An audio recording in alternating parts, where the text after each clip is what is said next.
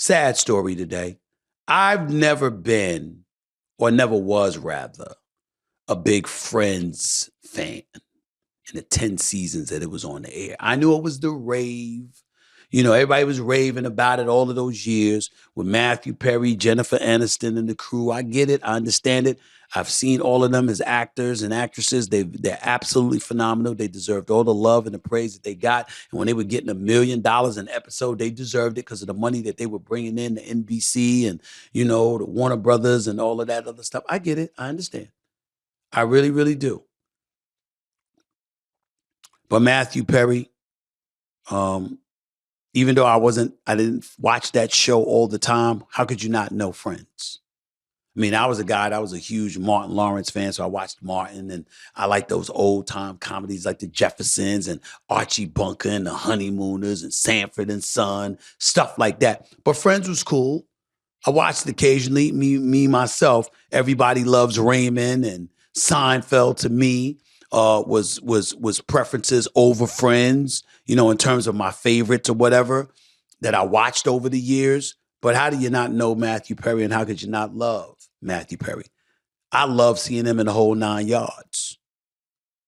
Back around 2000, 2001, whatever it was, with him and Bruce Willis and that actress Natasha. I forgot her last name, but she was gorgeous back then. I don't know what she looked like now. But Matthew Perry was, you know, a tremendous actor and really funny, very, very talented. He passed away Saturday at the age of 54, found dead in his hot tub. Cause of death at this particular moment was unknown. Drugs were not found, but according to the Los Angeles Times, you know, no drugs were found at the scene. But a source told the Times prescription medications were recovered at the home. So hence toxicology report, you know, that'll be a part of the investigation. It's at a time like this, you know, your heart goes out to his family, his parents, his friends and loved ones. I remember watching an interview that he did with Diane Sawyer when his book was coming out. And did you know that interview, the release of that interview, was a year to the day that he passed away? It was released last year on October 28th, and he passed away on October 28th. So, you know, you just think about the irony of all of that, and there's really not much to say. You know, gone too soon. And we talk about all, you know, the problems that people have. When you watch the Diane Sawyer interview, it's very revealing, very telling. He's talking about how he once took 55 doses of Vicodin. 55 in one day. Ladies and gentlemen, I took one. I think 2 in one day one time. I felt like heaven. Heaven. I like heaven had arrived. I've never felt that at ease and comfortable in my life. When my doctor told me after my knee surgery I had to get off of that, I almost cried. I mean, actually after my shoulder surgery, not this shoulder. It's not the first time I had surgery on my shoulder. When he told me he had to get off that, I almost cried. I say all of that to say that some addictions you can understand. We're not excusing it. We're not condoning it. We're not saying it's okay. I'm just talking about a level of compassion and understanding for the Matthew Perrys of the world and others. See, when it comes to cocaine and heroin and stuff like that, there's not a lot of sympathy that emanates from somebody like me, because my attitude is very simple. You can't get addicted to something you never try. So what the hell are you doing trying cocaine for? What the hell are you doing trying heroin for? But when it comes to pills and pain medication, we got to understand where that starts, where that emanates from. You're not feeling well, or you had a surgery or something, and a doctor prescribes this for you, and all of a sudden you take it.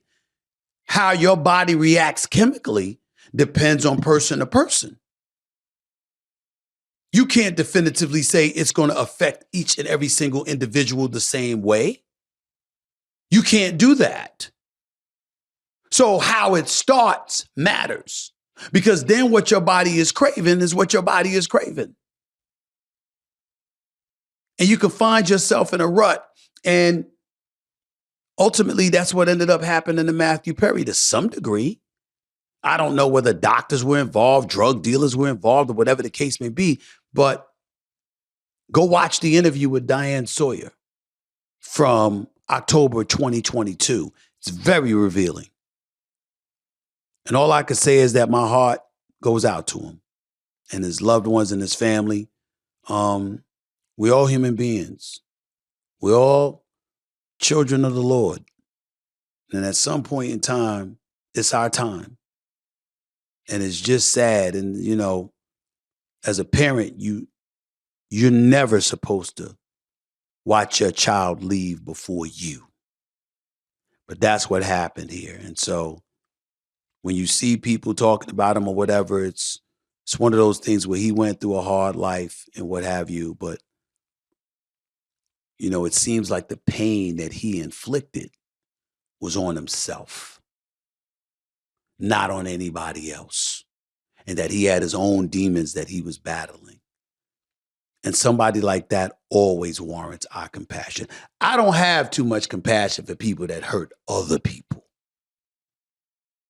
When you afflict others because of whatever issues you may have, I don't have the greatest patience for that. But in this case, that wasn't the situation. And so it's just a shame because he was such a talent, such a great talent. And he's gone. Matthew Perry, dead at the age of 54. Our thoughts and prayers are with all his loved ones and his family. My producer, Greg, just mentioned something to me that I didn't know because I just didn't know. When you bring up heroin and we talk about you can't get addicted to something that you never try. And I brought up cocaine. That was one element. I mentioned heroin, which is another. Made a very valid point. Appreciate the education. Usually heroin use is a result of folks getting prescription medication like Vicodin, Percocet, stuff like that. And they're looking for that feel to emulate and duplicate that feel. And heroin purportedly is cheaper than those prescription drugs, which is how folks end up on stuff like heroin. I never knew that. I didn't know. I never knew. Okay. But I can tell you this. I've never craved a drug in my life other than Vicodin. I mean, when I took that Vicodin, man, when the doctor told me I get to get over that, I wanted to cry. I wanted it bad. I was hot. I was like, what? Why? I'm still hurting. I'm still hurting. I was lying. I wasn't hurt. But I wanted the drug because it just made me feel so good. And it was the best sleep that I had, too, when I went to sleep. I mean, I ain't going to lie to you. I mean, that damn thing might have been like Skittles or Sweet and Sour Patches to me. I'm just trying to tell you. I'm just being honest with you. Crunchberry, yeah, it was that good. It was that good. So when people talk about, I remember whether it was Brett Favre or others, and they would talk about the pain medication and stuff like that. I'm always sensitive to that stuff because I understand that level of addiction that people are alluding to. And I just wanted to say that.